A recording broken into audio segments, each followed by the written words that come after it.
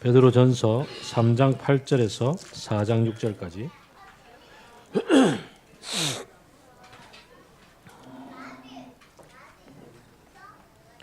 한 절씩 저와 교독하겠습니다. 마지막으로 말합니다. 여러분은 모두 한 마음을 품으며 서로 동정하며 서로 사랑하며 자비로우며 겸손하십시오.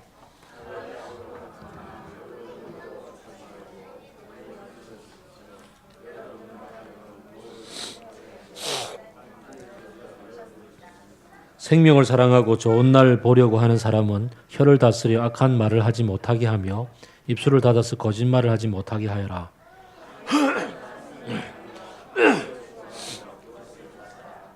주님의 눈은 의인들을 굽어보시고 주님의 귀는 그들의 간구를 들으신다.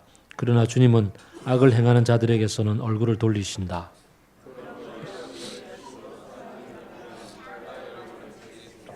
그러나 정의를 위하여 고난을 받으면 여러분은 복이 있습니다. 그들의 위협을 무서워하지 말며 흔들리지 마십시오.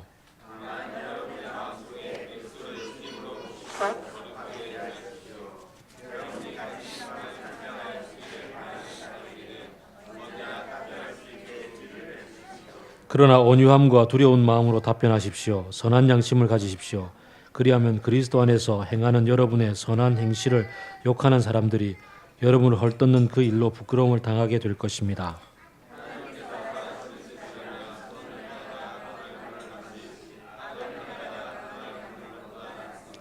그리스도께서도 죄를 사하시려고 단 한 번 죽으셨습니다. 곧 의인이 불의한 사람을 위하여 죽으신 것입니다. 그것은 그가 육으로는 죽임을 당하시고 영으로는 살리심을 받으셔서 여러분을 하나님 앞으로 인도하시려는 것입니다. 그 영들은 옛적에 노아가 방주를 지을 동안에 곧 하나님께서 아직 참고 기다리실 때에 순종하지 않던 자들을 말하는 것입니다. 그 방주에 들어가 물에서 구원을 받은 사람은 겨우 8사람밖에 없었습니다.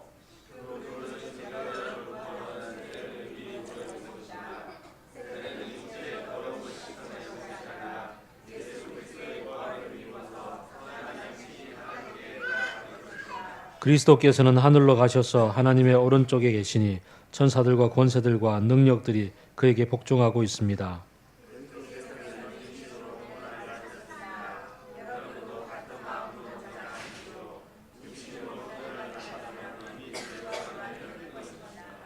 이제부터는 육신으로 살아갈 남은 때를 인간의 욕정대로 살지 말고 하나님의 뜻대로 살아야 합니다.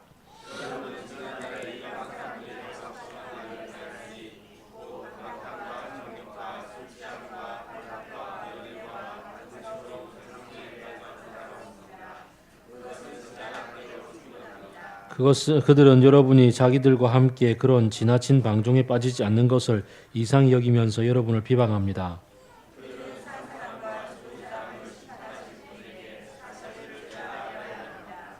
같이 읽읍시다. 죽은 사람들에게도 복음이 전해진 것은 그들이 육신으로는 모든 사람이 심판받는 대로 심판을 받으나 영으로는 하나님을 따라 살게 하려는 것입니다. 아멘.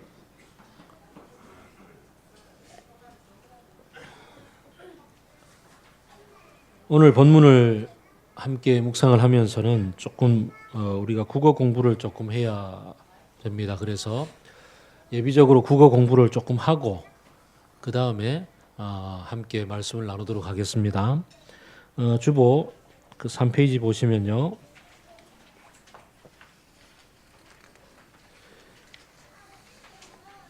그 맨 밑에 있는 3장 16절 후반절부터 4장 6절까지의 내용을 교차 대꾸법을 사용하여 분석하여 정리했다 이렇게 되어 있잖아요. 이 교차 대꾸법이라는 게 이게 문법적 용어인데 히브리인들은 시를 쓸 때 특별히 대꾸법을 많이 씁니다. 그래서 시편을 보면은 여러분들이 대꾸법으로 대부분 구성되어져 있음을 보게 됩니다. 예를 들어 이제 우리가 요즘 시편 119편을 묵상하고 있잖아요. 그 1절을 읽어드리면 이렇습니다. 1, 2절입니다. 그 행실이 온전하고 주님의 법대로 사는 사람은 복이 있다. 주님의 증거를 지키며 온 마음을 기울여서 주님을 찾는 사람은 복이 있다. 복이 있다라는 얘기를 두 구절 다 쓰고 있잖아요. 그러면서 어떤 사람이 복이 있느냐를 그 행실이 온전하고 주님의 법대로 사는 사람, 또 2절에서는 주님의 증거를 지키며 온 마음을 기울여 주님을 찾는 사람, 같은 얘기를 다른 말로 표현을 하면서 두 가지를 대꾸법을 사용해서 강조하고 있거든요. 여러분이 시편을 보면 대부분 이렇게 대꾸법을 쓰고 있습니다. 한편 시가 좀 길 때, 그리고 본문이 아주 길 때 이 대꾸법이 한 절에서 두 가지가 이렇게 구문이 서로 대꾸가 되고 있는 것을 전체적으로 문장 구조가 긴 한 문단 전체가 대꾸를 이루면서 가운데를 중심으로 똑같은 얘기가 가쪽으로 가면서 이렇게 똑같은 얘기를 반복하고 있는 아주 멋진 구조가 있습니다. 성경의 시들이나 혹은 여러 논증법들을 살펴보면 이런 이렇게 가운데 하고자 하는 핵심 얘기를 딱 쓰고 양쪽으로 착착착 똑같은 얘기를 반복해감으로 강조하고 있는 구조가 펼쳐집니다. 이것을 교차해서 대꾸하고 있다 이렇게 얘기를 한단 말이죠. 문법 용어 하나 배우셨습니다. 그러면 이제 여러분들이 앞으로 성경 구절을 보다가 특별히 이제 그 뭐 주석서, 단권 주석 같은 거 있잖아요. 이런 데서 교차 대꾸법 이러면 이런 뜻이구나 이렇게 알면 되겠죠. 자, 16절 B에서 4장 6절까지를 한번 볼까요? 그러니까 3장 20절과 3장 21절이 같은 얘기입니다. 우리 성경어를 통해서 한번 봅시다. 3장 20절, 3장 21절. 옛날에 노아가 방주를 지을 동안에 하나님이 그때 참고 기다리셨는데 그 순종하지 않던 사람들에게 그 중에서 노아를 비롯해 8명만 구원을 받았다. 그다음 21절은 그때 노아가 물에서 구원을 받은 것처럼 여러분도 세례를 통해서 구원을 받았다. 세례는 물이잖아요. 노아, 물, 세례, 물 연결된단 말이죠. 그래서 노아가 구원받은 것처럼 여러분도 구원을 받았다. 같은 얘기죠. 이 같은 얘기를 중심으로 해서 그 다음 19절과 3장 22절이 또 같은 얘기입니다. 19절 예수님이 영으로 옥에 있는 영들에게 다시 말하면 사망 권세를 깨뜨리고 내가 이겼다라는 걸 선포했습니다. 그럼 22절 그리스도께서 하늘로 올라가셔서 천사들과 권세자들과 능력자들 앞에서 그가 승리하셨음을 선포하고 그들을 다스리고 있습니다. 같은 얘기가 되죠. 그게 이제 D와 D-이죠.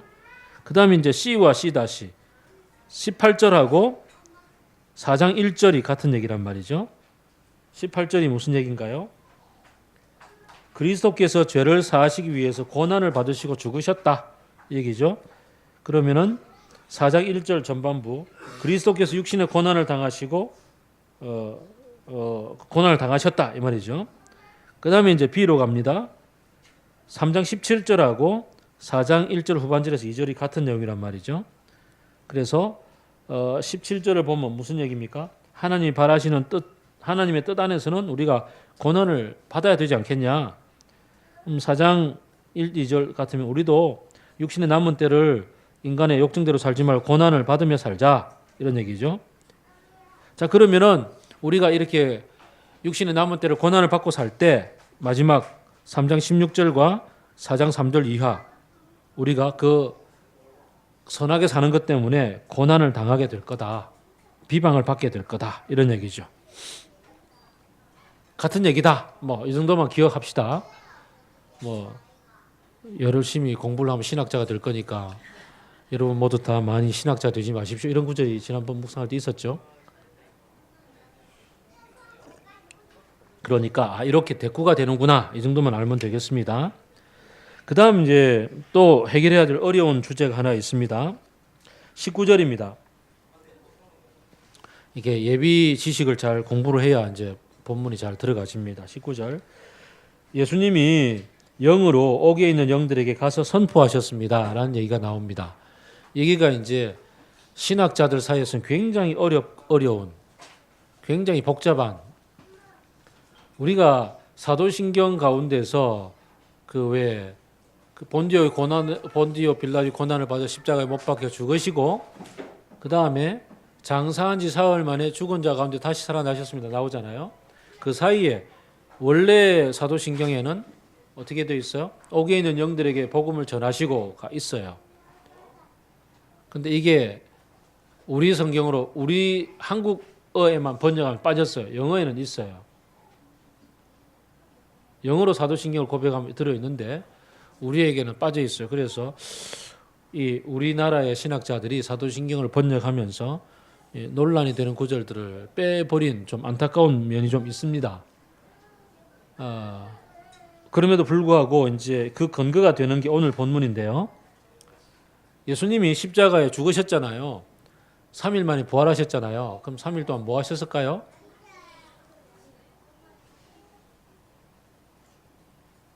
이게 이제 복잡한 주제죠.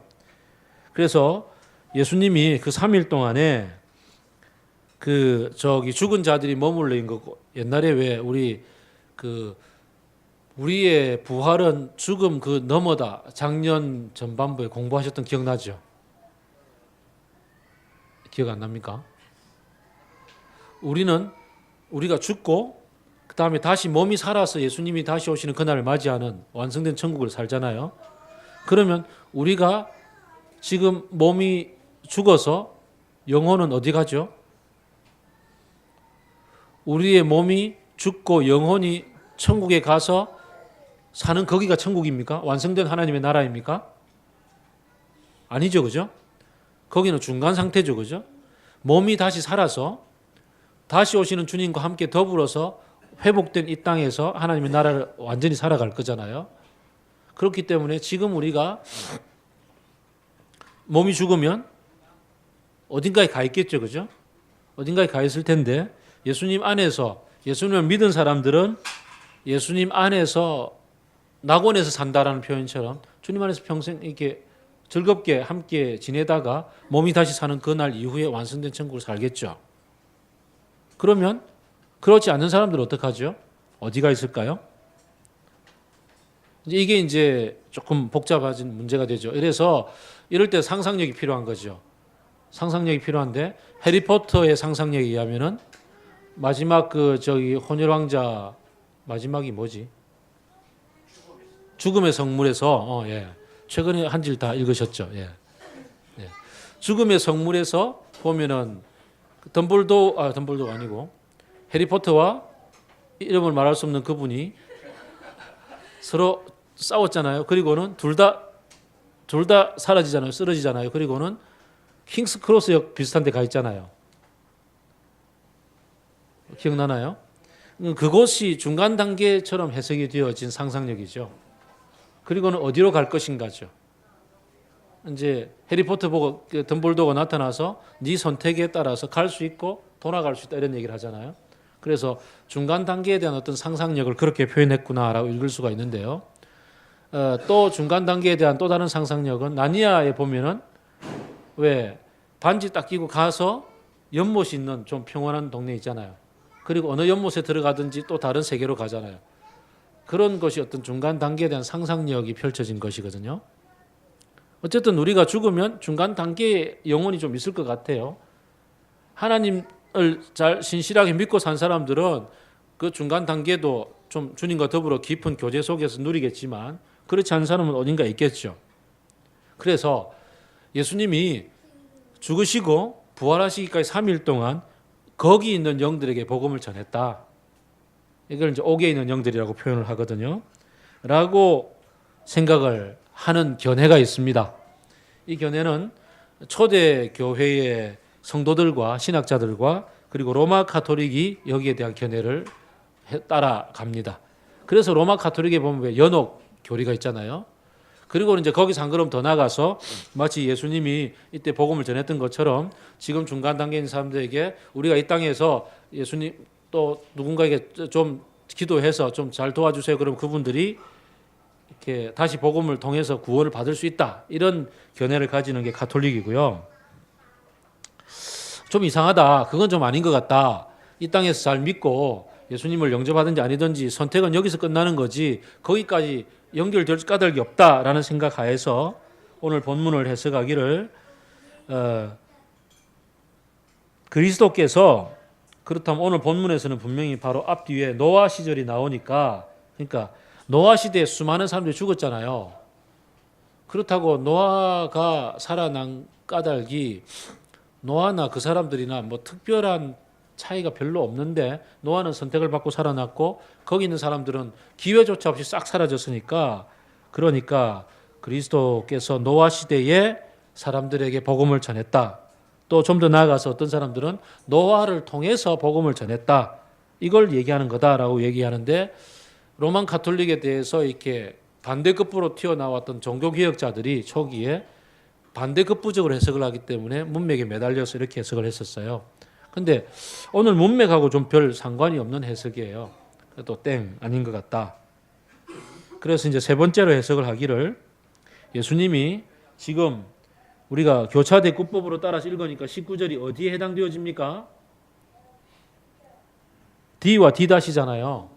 그죠? D와 D-니까 어떤 내용을 담고 있겠습니까? D-3장 22절 그리스도께서는 천사들과 권세들과 능력들에게 그에게 복종하고 그러니까 승리를 선포하시고 승리를 주장하고 계신다 이 얘기잖아요. 그러니까 이런 뜻인가 보다. 그래서 어떻게 해석을 하느냐? 예수님은 부활하시기 전에 혹은 부활하신 이후에 타락한 천사들을 포함해서 타락한 천사들이 사탄이잖아요.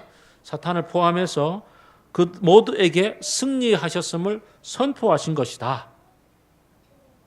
오늘 본문은 그래서 예수님이 당신의 죽음을 딛고 일어나셔서 십자가 사역을 통해서 이제 승리하시고 악에게 최종 승리하신 것을 선포하신 것이다. 옥에 있는 영들에게 가서 선포하셨다는 얘기가 나의 승리를 선포했다. 이런 얘기가 해당될 것이다 라고 오늘날 많은 신학자들이 해석을 합니다. 어렵죠? 자, 정리. 어려울 때는 항상 쉬운 것만 생각하면 됩니다.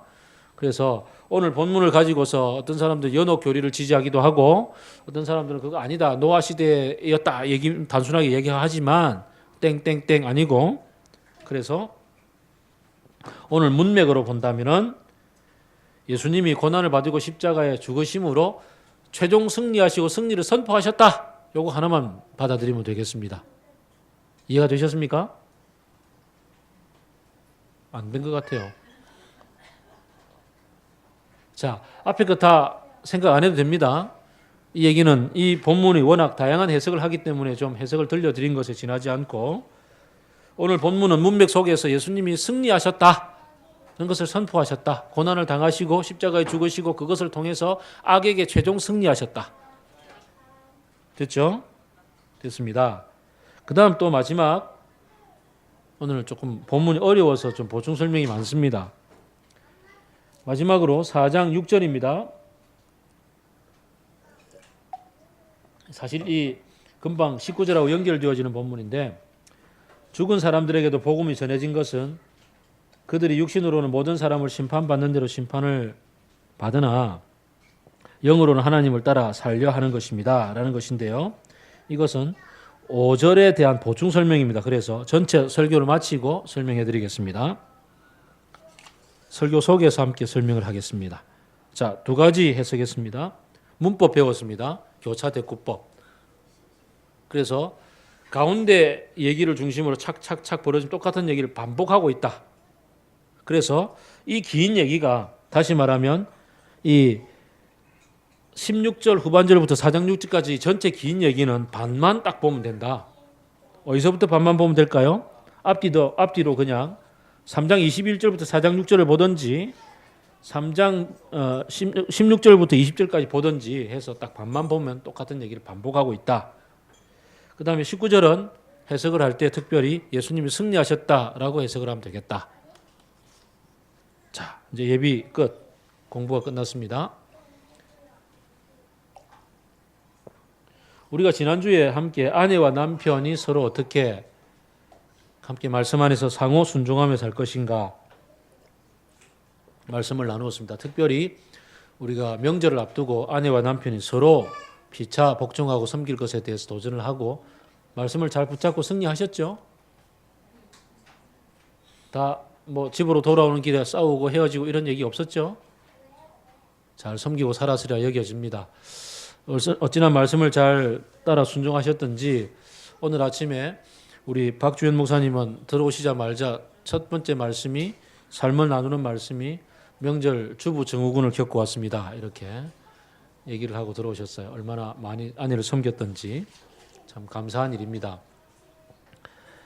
그렇게 아내와 더불어 섬겼습니다. 이제는 오늘 본문에서 밖을 향하여 일반적으로 우리 그리스도인들이 세상 속에서 어떤 관계를 맺고 살아갈 것인가에 대한 얘기를 들려줍니다. 최근에 여러분들이 그 정치판을 달궜던 수많은 사람들, 수많은 사람 중에 특히 또 한 명, 이런 분들의 얼굴을 보면서 관상적인 아니라도 그 관상을 딱 보니까 얼굴에 느낌이 있지 않습니까? 욕심 가득, 그 다음에 눈이 부리부리함, 이런 거 있잖아요. 그죠? 사람은 어른들이 그러잖아요. 40이 넘고 나서부터는 얼굴에 그 뭘 생각하고 어떤 인생을 사는지 가치관이 다 드러난다고요. 그래서 40이 넘은 사람의 얼굴을 쳐다보면 그 사람이 이런 삶을 살겠구나 보이죠. 자, 옆으로 돌아서서 한번 볼까요?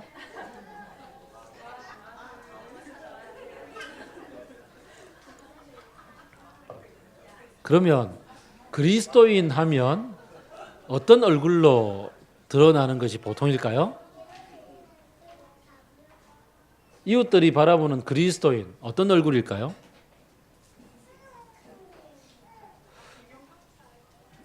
저도 이제 대충 그렇죠. 어떤 분들은 장로님임에도 불구하고 얼굴을 보면 독사, 부르독, 그다음에 또 교활 이 자체, 사기꾼 이런 표정도 있고 그렇잖아요.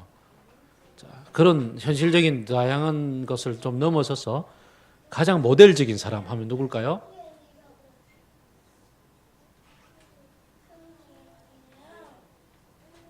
여기 이런 사람 아닐까요?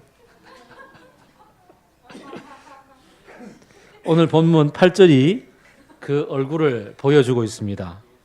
8절. 그 얼굴에 어떤 표정들이 묻어난다고요? 한 마음. 왜? 그 성령을 통해서 우리에게 그냥 동정심과 뒤에 있는 마음, 동정, 사랑, 자비, 겸손 이 모든 것들이 포함되어지면 함께 얘기를 나누는데 그냥 손을 딱 잡으면서 그냥 표정이 나랑 그냥 너무 편안하게 같아지는 거 있잖아요.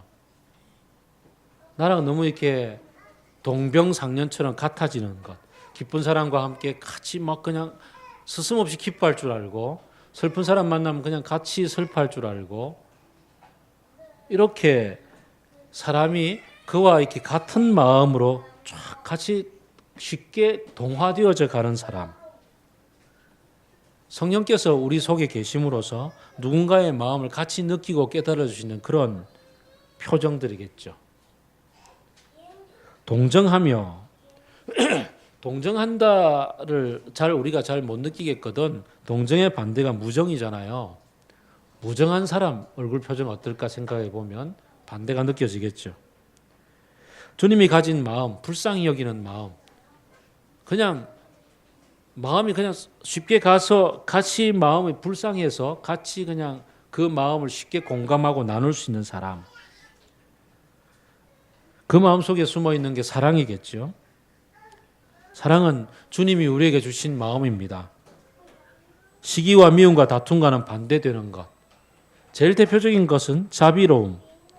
자비로움은 우리나라에서는 자비 그러면은 부처님 얼굴 이런 것도 오르는데요. 그 부처님 얼굴을 떠올리기 좀 어려움이 아니라 그걸 바로 연결하지 않으려면은 이 자비를 반대말이 무자비잖아요. 무자비. 무자비함하고 반대로 생각하면 되겠죠. 그죠? 무자비함하고 반대되는 얼굴.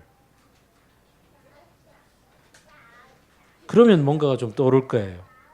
겸손. 겸손의 반대는 교만입니다. 교만은 세상 중에 내가 최고라는 마음이잖아요. 그러면 겸손은 누군가를 만나면 자연스럽게 그 사람이 나보다 나아 보이고 그 사람이 나보다도 더 많이 멋져 보여서 쉽게 그 사람에게 이렇게 다가가서 배우려는 자세를 가지는 마음. 이 겸손이죠. 이쯤 되면 이제 그리스도인이 어떤 표정이 될지가 나오겠죠. 자, 여러분 이제 이 마음을 생각하며 한 표정을 잡아볼까요?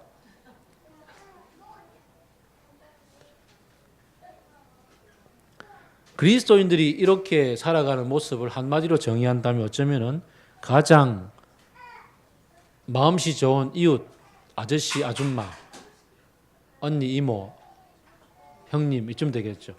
참 순전하고 순박한 사람, 그냥 스스럼 없이 다가갈 수 있는 사람, 편한 사람.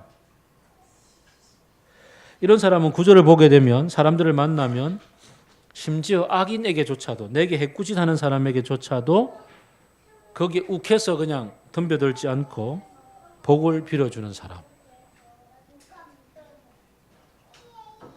참 쉽지는 않죠. 제가 가장 잘 욱할 때 보면 분명히 운전대를 잡고 갈 때 충분히 양보에 사인을 넣고 넉넉하게 들어가는데도 샥 와서 앞질러 갈 때 이것 봐라. 그리고는 다시 나도 샥 와서 들어가고 이렇게 이러고 싶은 충동이 막 일어나는 거 있잖아요. 이럴 때조차도 그것을 잘 컨트롤하고 그냥 그래 바쁜가 보지 그러고 보낼 수 있는 마음, 그런 마음들이 또 심지어 그러니까 이거를 손양원 목사님이나 이런 분들 같은 경우에는 자기 아들을 죽였던 쉽게 말해서 죽음의 현장 속에서 아들을 죽인 그 친구를 양아들로 삼았잖아요.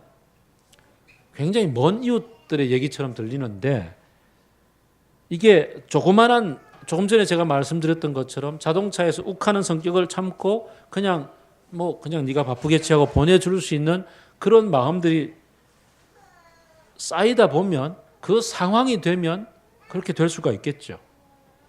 작은 것에서부터 우리가 연습해 나가고 일상에서 그저 마음씨 좋은 이웃의 아저씨, 아줌마, 예를 들어서 명절날 마치고 아파트 엘리베이터에서 이제 음식물을 버리러 내려갔다 오는데 엘리베이터에 이렇게 쉰내가 난다고 누가 국물을 흘렸겠지. 누구야? 그래가지고 바로 그냥 인터폰 경비실 전화해갖고 안 치우고 지금 일하는 아줌마 어디 갔어? 이렇게 하는 거는 악인의 대표적인 모습이라면 거기에 대해서 그냥 내가 휴지 꺼내서 닦고 심지어 그냥 집에 가서 물걸레 가져와서 닦아주는 그런 정도의 선한 아줌마, 우리 집 사람이 대표적인 모델인데요. 이런 게 그리스도인으로서 이웃들 속에서 일상적인 모습이란 말이죠. 이유가 뭐라고요? 9절 후반절은 얘기합니다.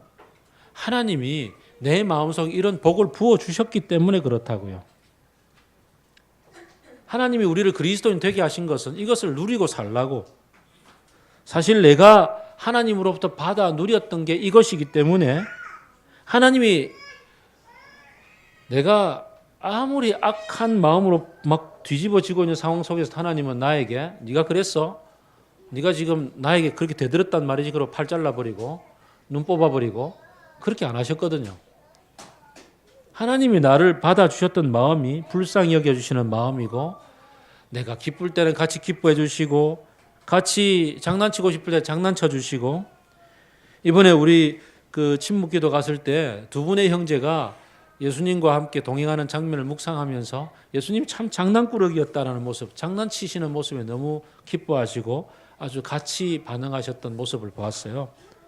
그런 예수님, 장난칠 때 장난치시고 같이 놀고 싶을 때 놀고 웃을 때 기쁠 때 슬플 때 같이 품어주시는 주님이 우리 속에서 나와 함께 살아왔기 때문에 그 성령의 마음을 내가 가지게 될 때 이웃들에게 자연스럽게 그렇게 나온단 말이죠.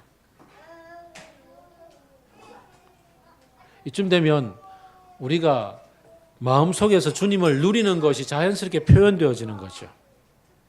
그러니 우리가 지난 1월 달부터 지금까지 매일매일 큐티 목소리 나눔하면서 내가 묵상할 때는 나의 묵상의 즐거움을, 또 묵상할 틈이 없고 바쁠 때는 또 들려주는 목소리를 통해서 함께 또 말씀을 듣고 자라나가면서 매일매일 말씀으로 젖어 나가니까 그 말씀으로 말미암는 나의 어떤 중심, 표정 달라지지 않던가요?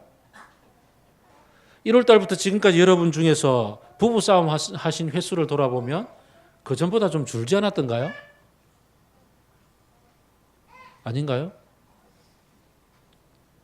빨리 횟수를 세어보세요. 내가 마음속에 가지고 있는 생각들이 그냥 드러나는 거죠. 매일매일 주님과 가까이 함으로 주님의 마음, 주님의 그 말씀이 느껴지고 깨달아지면서 이웃들 속에서 이렇게 표정으로 행동으로 드러나라 이 말이죠. 이것을 무슨 명령으로 들으면 이스라엘의 율법처럼 들어버리면은 이것만큼 지키기 힘든 게 없죠. 내 마음은 부글부글 하는데 행동은 그렇게 하라고요. 그렇지, 참아야지. 아내에게 참아야지. 10번 참으면 하나, 둘, 셋 하다가 10번째 폭발하면 감당 못하는 거잖아요. 그래서 마음속에 주님을 닮아가는 가운데 드러나는 것. 그게 이웃들 속에서 우리의 모습입니다. 자, 이럴 때 10절입니다.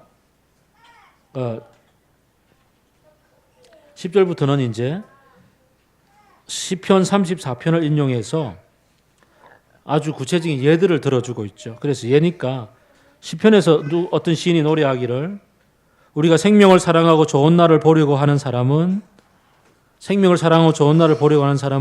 혀를 다스려 악한 말을 하지 못하게 하고 입술을 닫아서 거짓말하지 못하게 하라.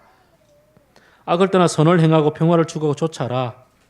왜냐하면 주의 눈은 의인을 굽어보시고 주의 귀는 그들의 간구를 들으신다. 그러나 주님은 악을 행하는 자들의 얼굴을 돌리신다. 이 얘기는 구약적인 배경 속에서 하는 얘기죠. 구약적인 배경 속에서 말씀들을 주어지고 하나님을 사랑하고 하나님의 말씀을 따라가려는 사람들은 주님을 따라서 이렇게 살라 이렇게 확정을 했습니다. 자, 넘어갑니다. 그런데 이제 13절입니다. 일상적으로 우리가 이렇게 선을 행하고 좋은 이웃으로 살면 누가 우리를 해꾸지 하겠습니까?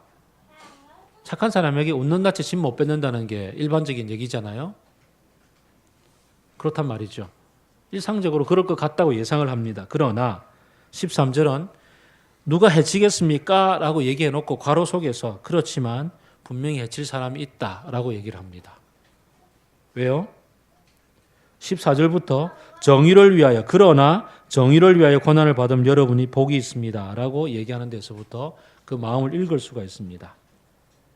어떤 얘기가 있기 때문에 그럴까요? 자, 4장을 보겠습니다. 우리가 2절부터 예수 그리스도로 말미암아서 우리 속에서 인간의 욕정대로 살지 않고 하나님의 마음을 배워서 살아가는 경우에 우리 주변에 있는 사람은 3절부터입니다.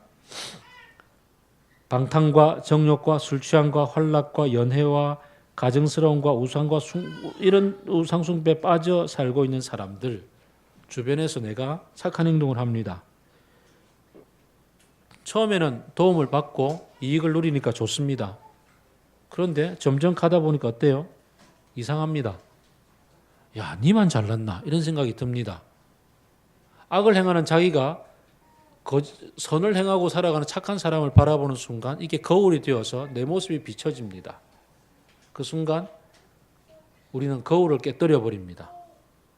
그래서 주변에 있는 대부분의 사람들이 선한 행위를 하고 살아가는 착한 사람들을 멸시하고 무시하고 그 사람들을 그래 내가 지배하고 살아야지 너를 이용해야지 심지어 이렇게 하면서 덤벼들게 됩니다. 이것이 현실적인 얘기요. 성경이 말하고 있는 영적인 원리입니다. 그래서 4절이 딱 정확하게 얘기하죠. 그들은 여러분이 자기들과 함께 그런 지나친 방종에 빠지지 않는 것을 이상히 여기면서 여러분을 처음엔 비방하기 시작합니다. 그리고는 핍박하기 시작합니다. 그래서 의를 따라 살다 보면 고난을 받게 마련이다라는 얘기죠.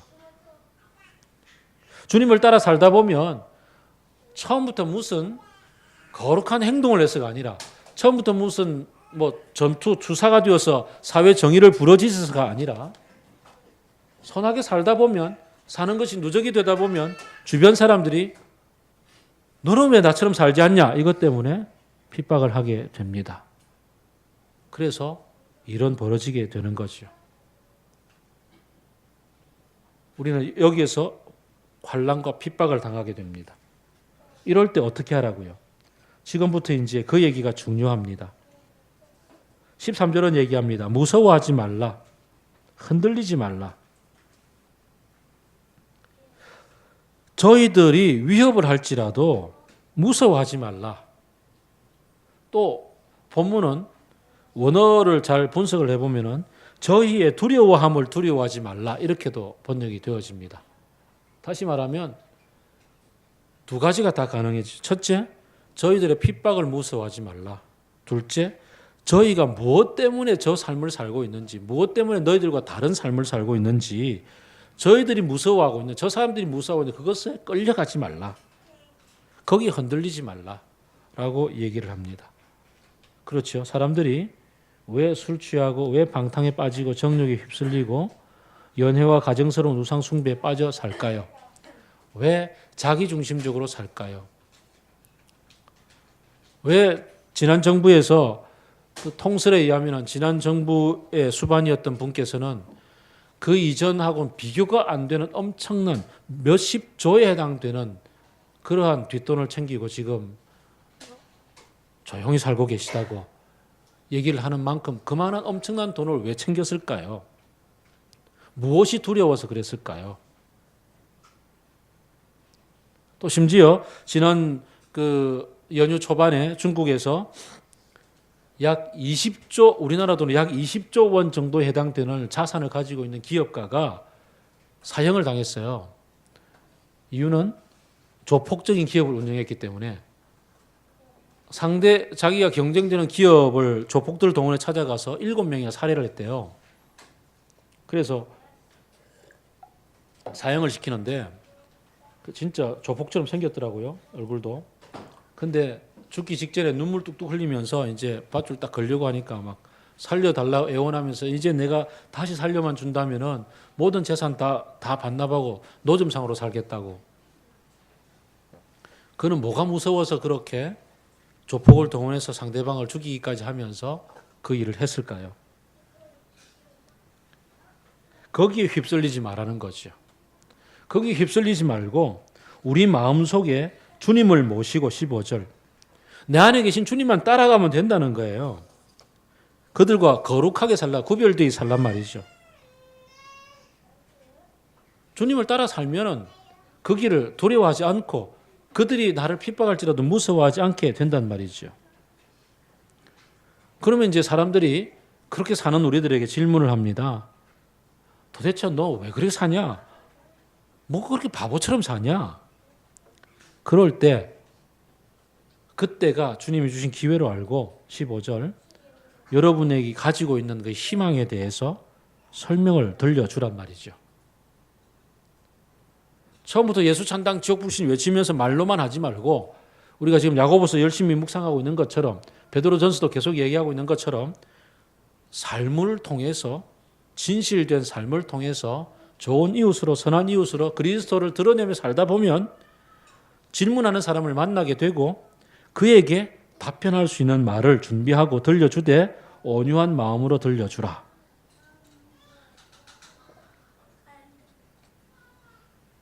그리고 이제부터 긴 얘기를 들려주는데 이 긴 얘기가 뭐냐면 아까 교차 대꾸법을 사용해서 들려준 얘기가 들려줄 답변의 내용입니다. 그리고 내가 확신하고 있는 내용입니다. 무엇이라고요?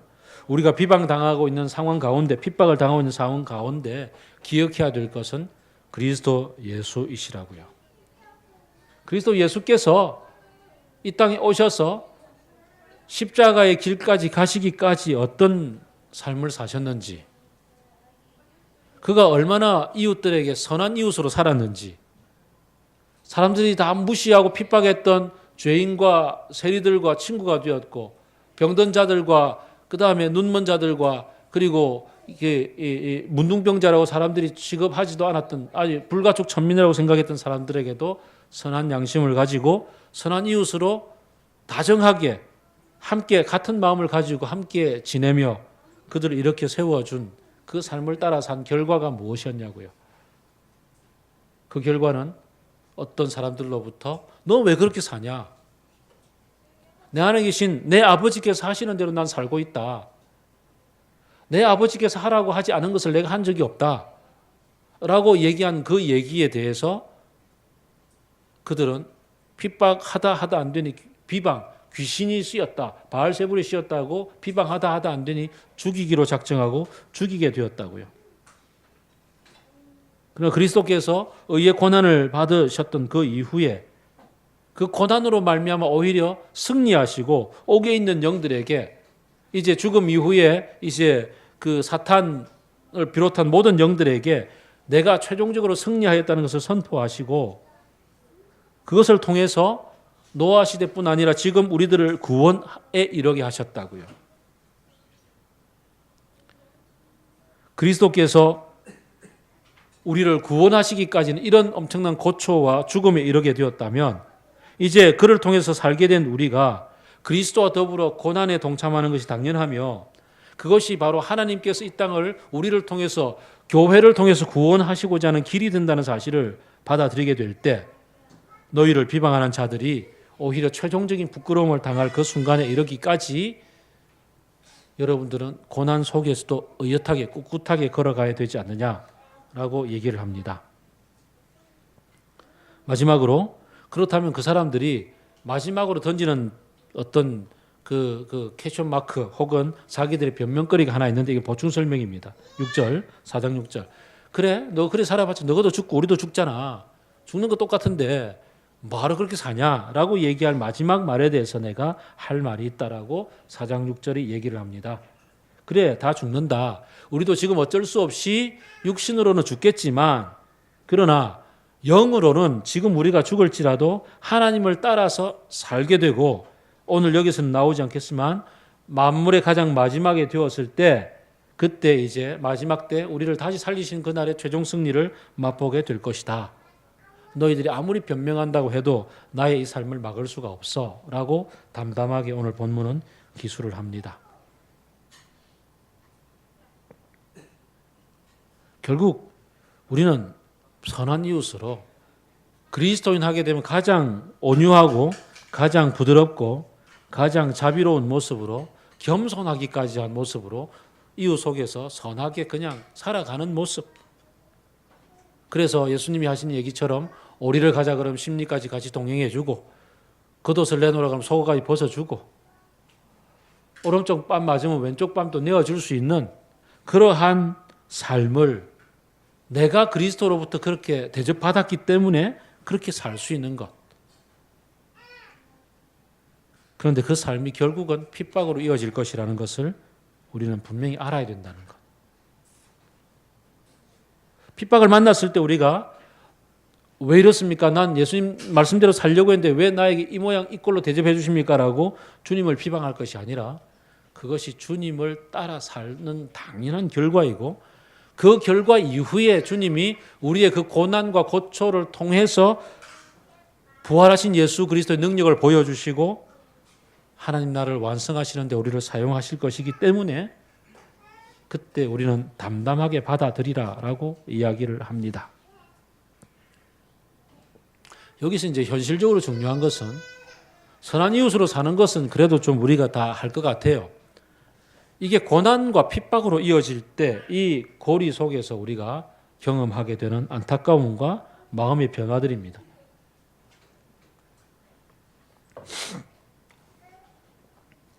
그 한국의 민주주의 역사에 그 가장 큰 획을 그었던 한 분을 꼽으라면 전태일 씨를 꼽을 수 있어요. 70년대 그 청계천 그 피복 노조를 만들려고 시도했다가 실패와 같은 고초를 당하고 결국은 한 사람이 죽어야만 살 것이다 생각하고 자신의 몸에 불을 질렀던 전태일 씨. 그런데 전태일은 갔지만 전태일의 이름이 이 땅에서 노동운동에 가장 강렬하게 빛날 수 있었고 모든 사람들의 어떤 횃불이 될 수 있도록 만드신 분은 전태일의 어머니 이소선 씨입니다. 이소선 씨는 그냥 평범한 주부였고 그냥 시골 안악이었고 아들 그냥 함께 상경해서 아들과 같이 살면서 고생하는 평범한 이웃이었는데 그냥 아줌마였는데 아들의 죽음 이후에 아들을 통해서 세상을 바라보게 되고 아들의 눈과 아들의 일기장을 통해서 이웃들을 다시 발견하게 되었어요. 그러면서 아들이 못다 했던 삶을 내가 살아야 되겠구나라고 길을 걸어가면서 아들을 사랑하는 그 모성의 하나가 동기가 되어져서 차근차근 길을 걸어가게 됩니다. 그리고 한국의 민주주의 역사, 노동쟁의의 노동 현장에서 민주주의 역사에 있어서는 이소선 여사를 빼놓을 수가 없는 그런 큰 궤적을 남깁니다. 옛날에 막심 고리키가 썼던 어머니라는 소설에서도 그 러시아 혁명사 속에서 한 투쟁가였던 그 아들의 죽음 이후에 어머니가 어떻게 바뀌어져 가는지를 그 막심 고리키의 어머니라는 소설에 잘 기록하고 있는데요.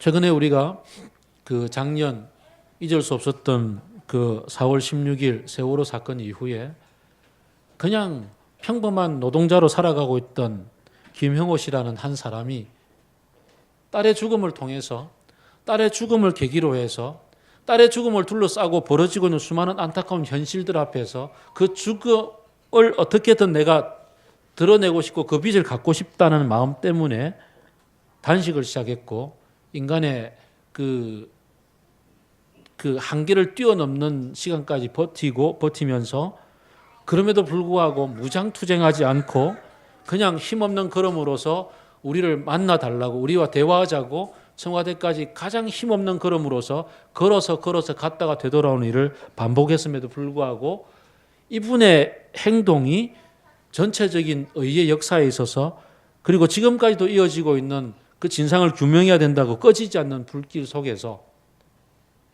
이번에 그 모든 가족들이 함께 백목항까지 걸어갔던 그곳에 우뚝우뚝 걸어갔던 한 걸음에 어떻게 보면 이정표가 되었던 그런 한 사람의 궤적을 남게 되기까지는 중요한 것은 마음속에서 아들을 사랑하고 사랑의 동기가 시작이 되면서부터 그의 죽음과 그의 걸음을 헛되지 하지 않겠다는 그러한 새로운 받아들임의 각오가 이어져 나갔던 것이었습니다. 내 피부치가 이런 일들을 경험하면서부터 사람이 달라지는 것이 너무나 많은 사람들의 경우에 보았던 것. 그리고 그것이 인류 역사 속에 있어서 그래도 욕심으로 가득 차 있는 현실들을 바꿔 나가는 그러한 한 정의의 역사를 써나가는 걸음걸이가 되었다면 우리 속에 계신 예수 그리스도께서 그분이 우리를 위하여서 나 자신을 위하여서 오늘 본문이 기록하고 있는 것처럼 죽을 이유가 없는 전혀 죽음을 당할 이유가 없는 그 죽음의 길을 걸어가셔서 그래서 그 십자가에 달리시고 그리고는 사형 선고를 받으시고 죽음에 이르게 되었던 그 길들을 우리가 내 삶으로 묵상해 본다면 우리가 지금 사순절 기간 동안에 함께 그 궤적들을 쫓아가면서 7조약도 묵상하고 마지막 고난주간에 함께 이 교회당에서 십자가의 길을 펼쳐놓고서 십자가에 예수님이 걸어가셨던 그 궤적들을 쫓아가면서 함께 묵상하고 기도하는 시간 동안에 나를 위해서 주께서 그렇게 행하셨던 길들을 마치 그 전태일을 묵상하였던 어머니 이소선처럼 그리고 바다에 딸을 내어 두고서 아파하며 딸을 사랑하는 마음으로서 다시 광장에 앉을 수밖에 없었던 그 김영호 씨의 모습처럼 우리가 그렇게 내가 느낄 수만 있다면 내가 그것을 내 가슴으로만 묵상할 수만 있다면 우리는 오늘 본문을 그저 하나의 규칙으로서 하나의 명령으로서 대하지 않고 진짜 내가 사랑 때문에 살아내야 될 내 당연한 내 몫이라는 것을 받아들이게 되지 않겠습니까? 그리고 그것이 흔들리지 않게 만드는 가장 큰 동력이 되어지고 주께서 마지막에 보이셨던 죽음을 이기시고 옥에 있는 영들에게조차도 승리를 선포하셨던 그 선포의 마지막을 붙잡고서 그 전태일 씨를 생각하며 노래를 지어 불렀던 이들이 불렀던 노래 마른 잎 다시 살아나 이강산 다시 푸르리라고 불렀던 그 노래처럼 주님이 다시 살아나셔서 승리하시는 그 마지막의 승리의 삶이 비록 이 땅에서 우리의 고난의 삶을 넘어서서 우리의 죽음 너머에서 펼쳐진다 할지라도 그것이 반드시 펼쳐질 날을 바라보면서 우리가 이 꿋꿋하게 조그만한 것부터 시작해서 큰 것에 이르기까지 우리의 삶에 대해서 너희들 왜 그렇게 사니라고 도전하고 내가 내 이웃들과 더불어서 사랑의 나눔을 하는 것을 막고자 하는 어떤 불의한 무자비한 어떤 행동들을 만날 때 거기에 대해서 혹은 무정한 행동들을 만날 때 거기에 대해서 그것 아니잖아요. 우리 이렇게 같이 걸어가야 되잖아요 라고 한 걸음 내딛는 것이야말로 바로 정의를 향한 걸음이 된다는 사실을, 하나님 나라를 완성하는 한 걸음이 된다는 사실을 받아들이면서 우리가 그 길을 걸어가야 되지 않느냐고요. 이게 오늘 베드로 사도가 우리에게 들려주시는 말씀의 핵심입니다. 신학적으로 교차대구법 모든 것들을 다 넘어서서 우리는 오늘 본문 속에 예수님이 어떤 마음으로 우리와 교제하고 계시는지, 예수님이 어떤 마음으로 우리를 위해 십자가에 돌아가셨는지를 내가 그분과의 만남 속에서 그 사랑에 겨워서, 그것 때문에 이손선 씨가 경험하셨던 그 아들에 대한 사랑, 그 사랑을 넘어서서 내 안에 계신 주님에 대한 사랑으로 내 이웃들을 바라보았으면 좋겠다. 좀 그렇게 한 걸음 넘어가 보자 여겨집니다. 마더 테레사가 수녀원의 담벼락을 넘어서서 이제 출장을 가던 어느 날 캘커타에 있는 역에서 자기는 티켓팅 다 되어져 있고 좌석에 이제 올라가서 앉으면 되는데 자기를 향해서 목발 짚고 쫓아오는 한 거지가 배가 고파요라고 손을 내미는 그 모습에서 목이 마르다라고 얘기하셨던 십자가에서의 예수님의 음성이 오브랩되어졌고, 그래서 그 목발 짚고 오는 그 한 사람에게서 예수님을 만났고 예수님에 대한 사랑에 겨워서 이제 그의 사역이 시작이 되었던 것처럼 내가 만나는 이웃들의 삶 속에 선한 이웃으로 살아가면서 당하는 다른 선한 어떤 사람들, 불의함에 고통당한 이웃 사람들의 가슴 아픔 속에 예수님의 십자가가 오브랩될 수만 있다면, 그리고 그렇게만 우리가 깨닫고 바라보고 묵상할 수만 있다면 우리의 삶은 분명 달라지리라 여겨집니다.